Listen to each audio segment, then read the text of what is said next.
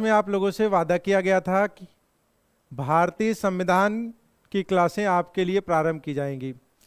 बेटा, भारतीय संविधान की कुछ क्लासेस आपके प्लेटफॉर्म पर आपको उपलब्ध कराई जा चुकी हैं।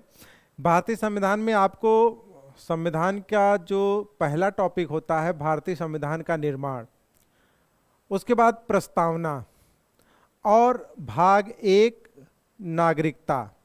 नागरिकता का जो टॉपिक चल रहा था उसमें कुछ चीज़ें अभी बची हुई हैं। आज उसे समाप्त करके कल की क्लास से फिर आपको मौलिक अधिकार की क्लास शुरू की जाएगी। ठीक है। अगर किसी भी प्रकार की समस्या बन रही है तो आप जो है कमेंट के माध्यम से चीज़ों को पूछ सकते हैं भैया। ठीक है भैया। तो सबसे पहले तो मैं आपसे ये कहना चाहूँगा कि आप लोग जो नागरिकता की क्लास है उसको एक बार मैं थोड़ा सा क्विक रिवीजन करवाऊंगा, ताकि थोड़ा सा जो बीच में हमारा और आपका गैप बन गया था उस गैप को समाप्त करने का मैं एक छोटा सा प्रयास कर रहा हूँ। जैसा कि आप लोग जानते हैं कि नागरिकता ब्रिटेन से लिया गया है और भाग 2 अनुच्छेद 5 से लेकर 11 तक नागरिकता का प्रावधान है। पिछले वीडियो में सब कुछ बताया गया है। अनुच्छेद 5, 6, 7, 8, 9 सब पर चर्चा की गई है और उसके बाद आर्टिकल 11 में हमारे पार्लियामेंट को जो पावर दी गई थी नागरिकता के संदर्भ में कि नागरिकता के लिए हमारी संसद साधारण बहुमत से कानून बना सकती है। याद रखना बेटा, नागरिकता के लिए संसद किस बहुमत से? साधारण बहुमत से कानून बना सकती है। ये बात आर्टिकल 11 में लिखी गई थी और संसद ने अपनी इस शक्ति का प्रयोग करते हुए पहली बार जब कानून बनाया तो नागरिकता अधिनियम 1955 उसे नाम दिया गया और इस अधिनियम के तहत नागरिकता पाने के 5 तरीके और नागरिकता समाप्ति के 3 तरीके बताए गए। आपको आपके संविधान में ही ये सारी चीजें हैं, नागरिकता अधिनियम में ये लिखा गया है। अब तक मैंने नागरिकता पाने का जो पहला तरीका है जन्म के आधार पर, फिर वंश के आधार पर, पंजीकरण के आधार पर और देशीकरण के आधार पर जो तरीका था वो कंप्लीट कर दिया है। आप पिछला वीडियो देख करके इससे आगे बढ़िएगा और अगर कोई समस्या आती है तो वहाँ पे जरूर कमेंट करिएगा। प्रयास यही रहेगा कि आपकी किसी भी प्रकार की समस्या का तत्काल निदान किया जाए। आपको नागरिकता अधिनियम 1955, नागरिकता अधिनियम 1955 आपको पढ़ाया जा रहा है, जिसमें जन्म के आधार पर, वंश के आधार पर, पंजीकरण के आधार पर और देशीकरण के आधार पर इतने टॉपिक आपके पढ़ाए जा चुके हैं। आइए जो अगला टॉपिक है नागरिकता पाने का, जो 5वां, इस नियम के तहत जो नागरिकता पाने का जो 5वां तरीका है, जहां पे पिछली क्लास अपनी कंप्लीट हुई थी उसके आगे है भूमि अर्जन के आधार पर। क्या है भैया? भूमि अर्जन के आधार पर नागरिकता पाने का जो 5वां तरीका है वो क्या है? भूमि अर्जन के आधार पर।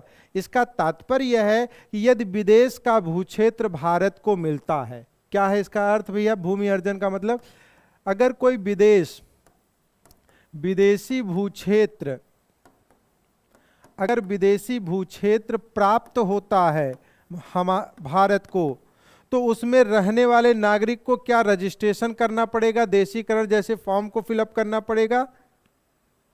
बताइए। नहीं। अगर विदेशी भूक्षेत्र हमें प्राप्त होता है तो रहने वाला, वहां रहने वाला प्रत्येक व्यक्ति भारत का नागरिक हो जाएगा। वहां रहने वाला प्रत्येक व्यक्ति क्या हो जाएगा बेटा? प्रत्येक व्यक्ति भारत का नागरिक हो जाएगा, भारत का नागरिक होगा। उसे अलग से फॉर्म भरने की तब जरूरत नहीं है। जन्म के आधार पर, वंश के आधार पर, पंजीकरण के आधार पर, देशीकरण के आधार पर और भूमि अर्जन के आधार पर नागरिकता का जो नियम हमारे नागरिकता अधिनियम 1955 में बनाया गया है वो सारी चीजें आपकी होती हैं समाप्त। बस एक छोटा सा कोटेशन आपका बचा था, उसको भी आपको बता दिया गया। आइए अब आप लोग हेडिंग डालिए नागरिकता समाप्ति। जैसा कि मैंने आपको कहा था कि 1955 में नागरिकता पाने के 5 तरीके हैं और नागरिकता समाप्ति के 3 तरीके हैं। आइए नागरिकता समाप्ति के 3 तरीके कौन कौन से हैं जरा उसको देख लेते हैं बेटा। हेडिंग डालिएगा नागरिकता समाप्त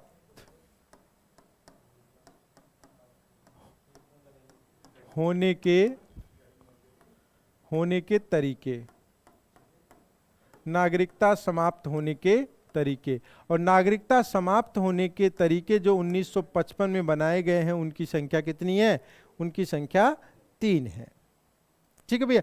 तो चलिए, नागरिकता समाप्ति का जो पहला तरीका है वो क्या है? आप आगे पीछे भी कर सकते हैं, ऐसा कुछ नहीं है। आपको याद करना है, कंपटीशन में क्रैक करना है तो आप आगे पीछे भी याद कर सकते हैं। ऐसा नहीं कि जो पहला मैं लिख रहा हूं वही एकदम डिट्टो कॉपी आप याद करने। तो पहला है बेटा स्वेच्छा से। पहला क्या है भैया? स्वेच्छा से। तो स्वेच्छा से हम अपनी नागरिकता को त्याग कर सकते हैं।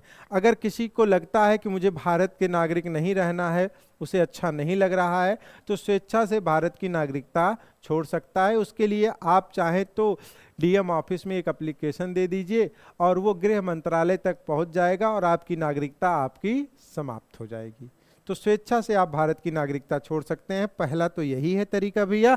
अच्छा, जरा दूसरा देखना। तो विदेश की नागरिकता लेने पर, विदेश की नागरिकता ग्रहण करने पर, अगर विदेश की नागरिकता ग्रहण करते हैं तो भारत की स्वतः समाप्त हो जाएगी। अगर आपके मन में यह आ रहा है कि हम चोरी से जाएंगे, भारत को पता नहीं चलेगा, यह संभव नहीं है। आप जिस देश में जाकर भारत की नागरिकता लेंगे वो देश पूछेगा ना बेटा कि कहाँ के रहने वाले हो, कि बिना पूछे आपको नागरिकता दे देगा। और जब वो पूछेगा तो आप बताएंगे अपना जो एड्रेस, तो वो भारत सरकार, भारत के दूतावास में पूछेगा कि क्या यह व्यक्ति इस गांव, इस फला जगह का रहने वाला है। और दूतावास के माध्यम से सरकार जो है आपके थाने तक संपर्क किया जाएगा और थाने के माध्यम से, पुलिस प्रशासन के माध्यम से जानकारी इकट्ठा की जाएगी कि कोई क्राइम व्राइम करके तो नहीं भागे हैं। सारा डाटा आपसे के गांव में लिया जाएगा और फिर जाकर के दूतावास के माध्यम से उस देश को सूचना दे दी जाएगी। और जब इतना सब कुछ होगा तो भारत को तो पता चल ही जाएगा कि आप दूसरे देश की नागरिकता ले रहे हैं और तुरंत भारत अपनी नागरिकता समाप्त करेगा। क्यों क्यों क्यों? क्योंकि भारत एकल नागरिक देश है। भारत एकल नागरिक देश है। भारत कभी भी दोहरी नागरिकता नहीं देता है। इसीलिए विदेश की नागरिकता लेने पर भारत की नागरिकता क्या हो जाएगी? समाप्त हो जाएगी। चलिए, नागरिकता समाप्ति का जो तीसरा नियम है उसमें क्या है? संसद, हे बेटा, संसद निम्न गलतियों पर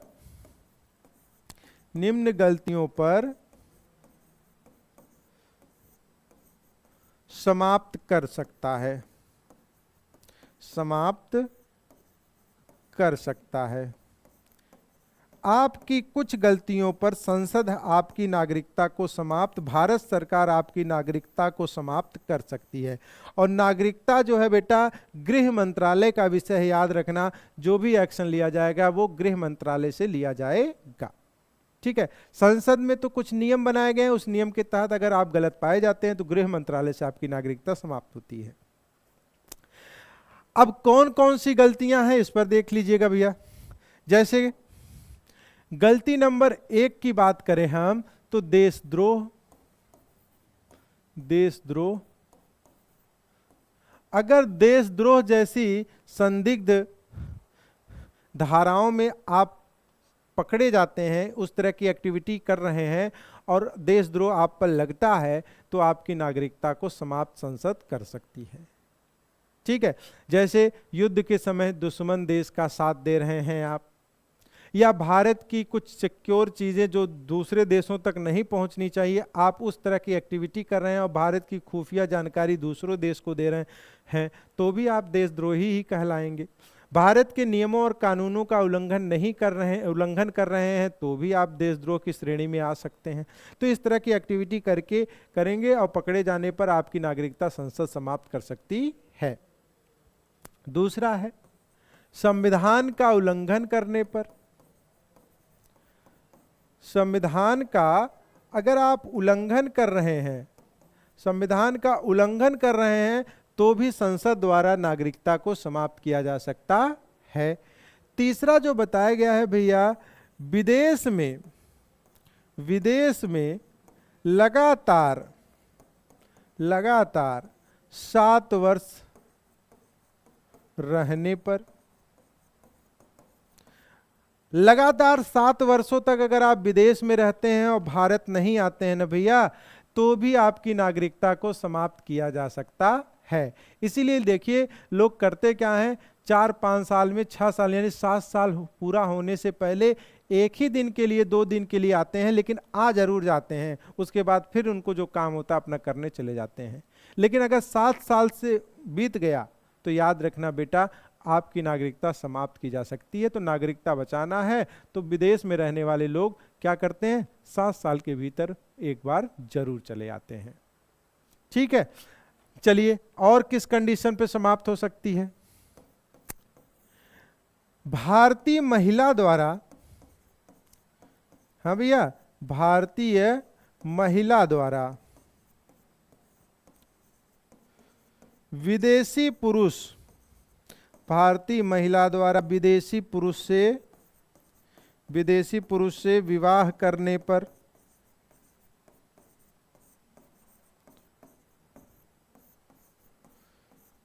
या करने वाली हो, नहीं ये सही है, करने पर ही होगा बेटा, करने वाले पर नहीं होगा। अगर शादी हो जाती है तभी है। भारतीय महिला द्वारा विदेशी पुरुष से अगर विवाह करती हैं तो उस भारतीय महिला की नागरिकता समाप्त संसद कर सकती है। अब थोड़ा सा यहाँ पर मैं समझता हूँ कि जो बच्चे ऑनलाइन देख रहे होंगे उनको एक समस्या ये जरूर हो सकती है कि सानिया मिर्जा की तो तुरंत नहीं हुई थी, प्रियंका चोपड़ा की अभी भी नहीं हुई है, ऐसा क्यों, जबकि वो विदेशी पुरुष से विवाह की हैं, भारतीय महिला हैं। तो ऐसा यह है बेटा कि यहाँ पे थोड़ा सा समझिएगा, संसद कर सकती है, अगर यहाँ लिखा गया होता कर देगी तो यानी कि ये कंपलसरी हो जाता कि करना ही है। कर सकती है यानी कि संसद अपनी इच्छा का प्रयोग करेगा कि करना है कि नहीं करना है। अब प्रियंका चोपड़ा अगर नागरिकता समाप्त हो जाएगी तो जो भी मान लीजिए मूवी वगैरह बनाएंगी तो वो कहीं ना कहीं अमेरिका में शादी की हैं तो वो अमेरिका के लिए हो जाएगा कि भाई अमेरिका के काउंट में हो जाएगा, टैक्स वगैरह भी अमेरिका के थ्रू ही लिया जाएगा कि भैया प्रियंका का जो भी इनकम है। और भारत की नागरिक रहेंगी तो वो जो भी करेंगी वो भारत के संदर्भ में होगा। सानिया मिर्जा जब तक क्रिकेट टेनिस खेल रही थी तब तक जो है वो भारत के नाम पे जो अवार्ड जीतेंगी, अगर समाप्त हो जाती तो वो जिस देश में शादी की है उस देश का हो जाता। तो कहीं ना कहीं यहाँ पे थोड़ा सा गवर्नमेंट अपना बेनिफिट देखती है। तो कुछ मामलों में ऐसी महिलाओं के संदर्भ में जो है नागरिकता डिले कर दी जाती है समाप्त करने में, और जब जरूरत समझ में आ जाती है कि नहीं अब तो करना ही कर देना चाहिए तो उनकी नागरिकता समाप्त करी। कुछ अपवाद आपको देखने को मिल सकते हैं लेकिन प्रायः समाप्त तो हो ही जाती है। ठीक है भैया, चलिए अच्छा, और किस कंडीशन में नागरिकता समाप्त हो सकती है? जैसे कि देशद्रोह हो गया, संविधान का उल्लंघन हो गया, विदेश में लगातार 7 वर्षों तक भारतीय महिला विदेशी पुरुष से विवाह करती है। नेक्स्ट कंडीशन जरा देखिएगा, अगर आपने बेटा पंजीकरण, ध्यान देना भैया, पंजीकरण या देशीकरण, पंजीकरण या देशीकरण फॉर्म से नागरिकता ली है, नागरिकता ली है, पंजीकरण या देशीकरण फॉर्म से नागरिकता ले ली है, 5 वर्ष के भीतर, 5 वर्ष के भीतर विदेश की न्यायालय ने, विदेश की न्यायालय ने 2 वर्ष या अधिक, 2 वर्ष या अधिक की सजा सुना दी, सजा दे दी,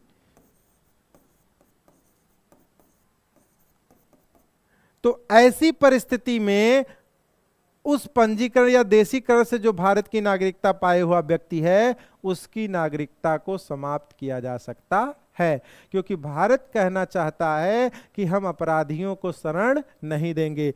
अगर बेटा 2 वर्ष से कम की सजा है यानी छोटा मोटा अपराध किया है तभी तो 2 वर्ष से कम की सजा है तो भारत माफ कर देगा, नहीं करेंगे नागरिकता समाप्त। लेकिन अगर वो 2 वर्ष या उससे अधिक की सजा विदेश की न्यायालय में पाता है तो इसका मतलब है कि थोड़ा बड़ा क्रिमिनल है, और ऐसी परिस्थिति में भारत कहता है कि भैया हम आपको आप नागरिकता अपनी जो दिए हैं हम वापस ले लेते हैं और नागरिकता समाप्त कर दी जाएगी। ठीक है भैया, तो ये बेस बनाए गए हैं कि किन किन आधारों पर भारत में नागरिकता समाप्त होगी।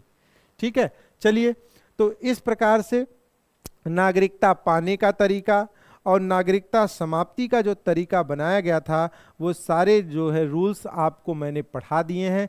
नागरिकता अधिनियम 1955 आपका होता है समाप्त।